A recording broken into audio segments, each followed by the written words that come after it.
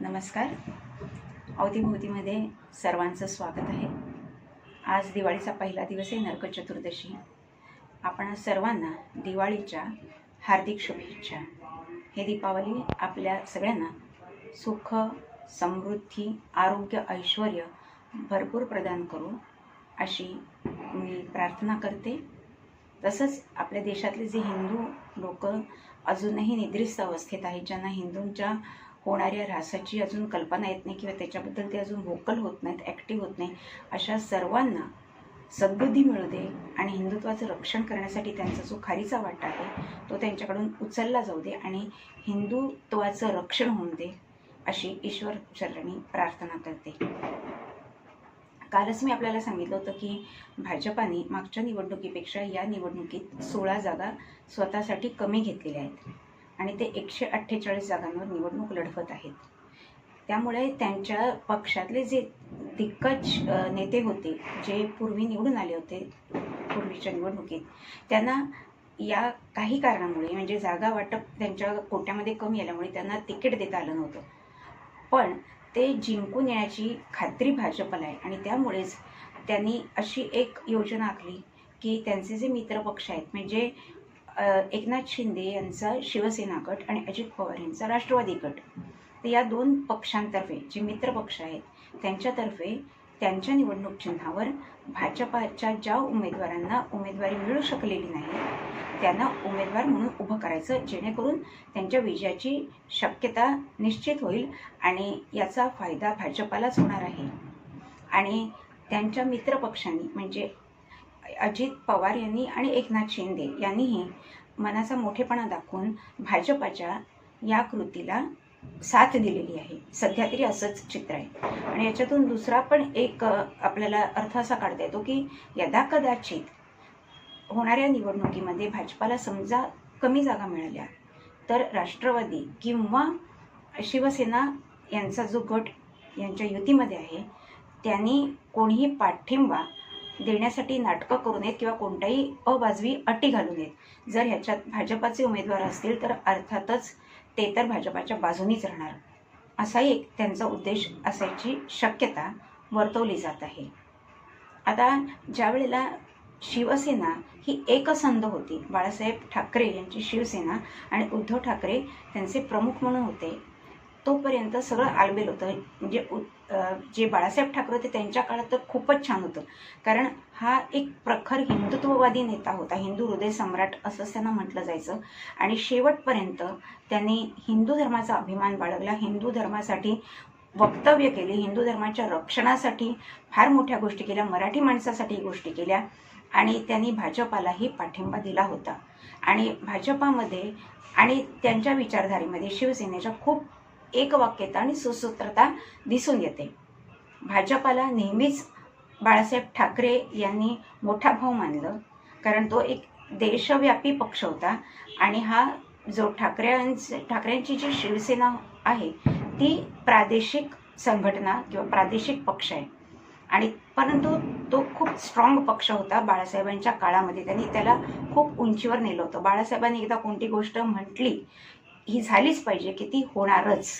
त्यांच्या बोलण्यात वजन होतं, कारण ते जसे बोलायचे तसेच ते वागायचे. बोले तैसा चाले त्याची वंदावी पावले असं आपण म्हणतो ना, त्या पठडीतले हे बाळासाहेब ठाकरे होते. जोपर्यंत शिवसेना एकसंध होती तोपर्यंत काहीच प्रश्न नव्हता. परंतु शरद पवार जे राष्ट्रवादी काँग्रेसचे आहेत यांची सुरुवातीपासून मनीषा होती की शिवसेना फोडायची. पण जोपर्यंत बाळासाहेब ठाकरे होते ते विचारांचे पक्के होते, आचरणाचे पक्के होते आणि दुसऱ्याचा कुटील डाव समजण्या इतकी प्रगल्भता त्यांच्यामध्ये नक्कीच होती. आणि त्यामुळे असे जे काही प्रयत्न त्यांच्या काळात केले गेले ते त्यांनी यशस्वीपणे परतवून लावले आणि शिवसेना अखंड ठेवली आणि शिवसेनेचा भारतीय जनता पक्षाला पाठिंबा कायम मिळत राहिला. पण 2019 साली थोडी वेगळी परिस्थिती निर्माण झाली आणि असं जेव्हा निवडणुकांनंतर भाजपाला त्या मनाने चांगल्याच सीट्स मिळाल्या होत्या, पण जेव्हा शिवसेनेला त्यांनी फोन केला म्हणजे देवेंद्र साहेबांनी, तेव्हा उद्धव ठाकरे यांनी फोनच उचलला नाही. आणि असं 2दा-3दा झाल्यानंतर देवेंद्र फडणवीसांच्या मनात शंका उत्पन्न झाली की हे असं का होतंय. आपली युती तर होती, निवडणुकीपूर्वी जाहीर झालेली होती, मग आता असं काय झालं. आणि नंतर मग थोड्या वेळाने असं कळलं की उद्धव ठाकरे यांची जी शिवसेना आहे ती भारतीय जनता पक्षाला सत्ता स्थापनेमध्ये मदत करणार नाही. त्यामुळे महाराष्ट्रामध्ये मोठा पेच निर्माण झाला की आता मग कोण सरकार स्थापन करणार. त्यावेळेला शरद पवार यांनी उद्धव ठाकरेंना पाठिंबा दिला, कारण त्यांना शिवसेनेला एकटा पाडायचंच होतं आणि आपल्या वर्चस्वाखाली घ्यायचं होतं. जोपर्यंत भारतीय जनता पक्षाच्या बरोबरीने शिवसेना होती तोपर्यंत त्यांना खिंडार पाडणं किंवा त्यांना एकटं पाडणं हे अशक्य होतं. आणि ही संधी साधून त्यांनी उद्धव ठाकरे यांच्या मनामध्ये एक बीज रोवलं की तुम्हाला मी मुख्यमंत्री करतो, तुम्ही दरवेळेला भारतीय जनता पक्षाला पाठिंबा देता तुमचा पक्ष, आणि तुम्हाला काय मिळतं, सगळ्या महत्त्वाच्या जागा महत्त्वाचे प्रोजेक्ट भारतीय जनता पक्षालाच जातात. मग तुमच्या जर पाठिंब्यावर त्यांचं सरकार चालतं तर तुम्हालाही तेवढंच महत्त्व किंबहुना जास्ती महत्त्व भारतीय जनता पक्षाने दिलं पाहिजे, ते त्यांच्याकडून दिलं जात नाही. तर मी तुम्हाला मुख्यमंत्री करतो माझ्या पाठिंब्याने, आणि मी काँग्रेसलाही मन वळवतो. काँग्रेसच्या ज्या सोनिया गांधी होत्या त्यांचा या युतीला स्पष्टपणे नकार होता, कारण बाळासाहेब ठाकरे हे सोनिया गांधीच्या विरोधात होते. त्यांनी एकही संधी सोनिया गांधींवर टीका करायची, अर्थात जी वाजवी होती तीच, अवाजवी टीका बाळासाहेबांनी कधीच केली नाही, पण ती त्यांना झोपत होती, मर्मावर बोट ठेवलं जात होतं आणि त्यांचा पक्ष उघडा पडत होता. आणि त्यामुळे त्यांना कल्पना नव्हती की उद्धव ठाकरे कसे आहेत. ते बाळासाहेब ठाकरेंचे पुत्र आहेत, म्हणून ते विचारांनी आचरणांनी तसेच असतील तर परत भविष्यात आपल्याला समस्या निर्माण होऊ शकतात. आणि त्यामुळे त्यांना ही युती मान्यच नव्हती. पण शरद पवारांनी अत्यंत मुत्सद्देपणाने प्रत्यक्ष सोनिया गांधींची भेट दिल्लीत जाऊन घेतली आणि उद्धव ठाकरे आणि त्यांच्या मुलालाही बरोबर घेतलं आणि ही युती त्यांनी यशस्वी केली. ही महाविकास आघाडी त्यांनी यशस्वी केली आणि उद्धव ठाकरे यांना मुख्यमंत्रीपद बहाल केलं. ही झाली एक गोष्ट.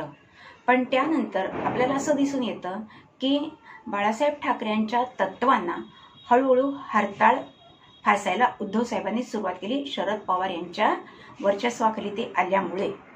आणि त्यांनी हिंदुत्व सोडायला सुरुवात केली, मराठी माणसांची साथ सोडायला सुरुवात केली आपल्याला दिसतं. आणि त्याच्याचमुळे जे शिंदे साहेब होते, जे शिवसेनेत एक प्रमुख नेतृत्व होतं किंवा प्रमुख कार्यकर्ते होते, नेते होते असं पण म्हणू, त्यांना आणि काही आमदारांना ही गोष्ट फार खटकत होती की आपला पक्ष हिंदुत्वापासून दूर जातोय, शरद पवारांच्या अधिपत्याखाली येतोय, सोनिया गांधीचं लांबूल चालन करतंय.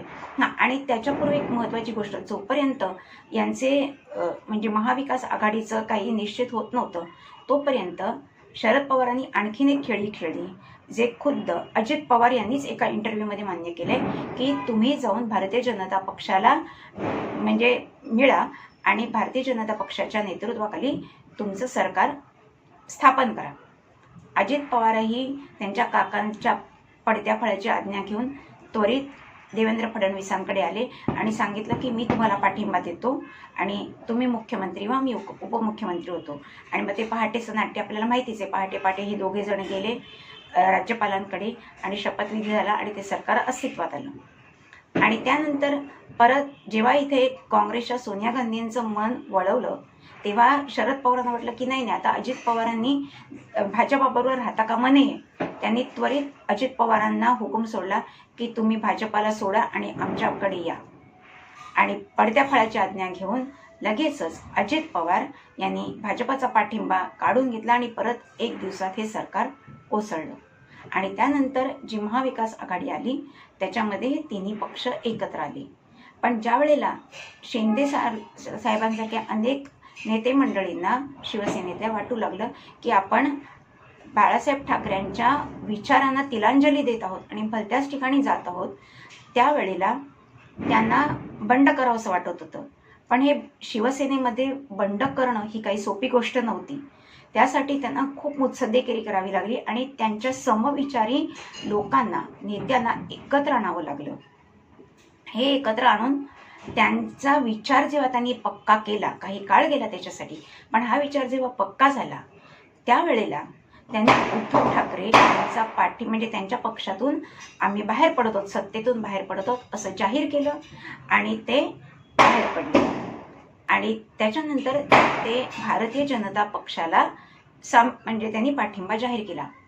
आता भारतीय जनता पक्षाला पाठिंबा जाहीर केल्यानंतर जे महाविकास आघाडीचं संख्याबळ होतं ते कमी झालं आणि उद्धव ठाकरेंना हा मोठा जबरदस्त धक्का होता की आपल्या पक्षामध्ये एवढं मोठं खिंडार पडतंय आणि ते त्यांना सहन झालं नाही आणि त्यामुळे त्यांनी तात्काळ त्यांच्या पदाचा राजीनामा दिला. राजीनामा दिल्यानंतर अर्थात ते सरकार कोसळलं. इथे देवेंद्रजींनी एकनाथ शिंदे यांच्या बरोबरीने सत्ता स्थापनेचा दावा करण्याचं निश्चित केलं. आणखीन इथे एक गोष्ट नमूद करावीशी वाटते की शिंदे साहेबांनी जो पाठिंबा भारतीय जनता पक्षाला दिला होता तेव्हा त्यांनी कोणती अट घातली नव्हती की तुम्ही मला मुख्यमंत्री बनवा. ते उपमुख्यमंत्री पदावरही खुश होते. परंतु शिवसेनेसारख्या बलाढ्य पक्षातनं 40 आमदार वेगळे काढून आपली वेगळी चूल मांडून भाजपाला सत्ता स्थापनेत मदत करणं ही सोपी गोष्ट नव्हती आणि त्याचंच एक रिवॉर्ड किंवा बक्षीस म्हणून भाजपाचं जे वरिष्ठ नेतृत्व दिल्लीतलं आहे अमित शहा मोदी यांनी असं ठरवलं की शिंदे साहेबांनी एवढं मोठं काम केलेलं आहे तर त्यांना आपण मुख्यमंत्री पद द्यावं आणि तसं त्यांनी ठरवलं आणि देवेंद्र फडणवीसांना सांगितलं की तुम्हाला आम्ही मुख्यमंत्री करू शकत नाही, तुम्ही उपमुख्यमंत्री पद स्वीकारा. याला देवेंद्र फडणवीस नाराज होते पण आपली नाराजी त्यांनी दूर ठेवली आणि जास्ती कुठच्याही प्रकारची गुंतागुंत न करता एकमताने हे सरकार स्थापन झालं आणि तत्पूर्वी परत शरद पवार यांनी दुसरी खेळी खेळली. परत त्यांनी त्यांचे पुतणे अजित पवार यांना आदेश दिला की आता परत तू या युतीमध्ये जा आणि तिकडे काय खिंडार पडायची शक्यता आहे का हे बघ आणि मला त्याप्रमाणे कळव, त्याप्रमाणे मी पुढची योजना आखतो म्हणजे भाजपाला यातून पोखरता येईल, खिंडार पाडता येईल. आणि हेच भारतीय जनता पक्षाचं जे चुकलेली गोष्ट आहे, घोडचूक आहे त्याने आयुष्यात केलेली की अजित पवारांना जवळ केलं. त्या माणसाने एकदा मोठा धोका दिला होता आणि शरद पवारांचे ते पुतणे आहेत त्यांची विचारधारा कशी आहे हे सर्व महाराष्ट्राला माहीत आहे.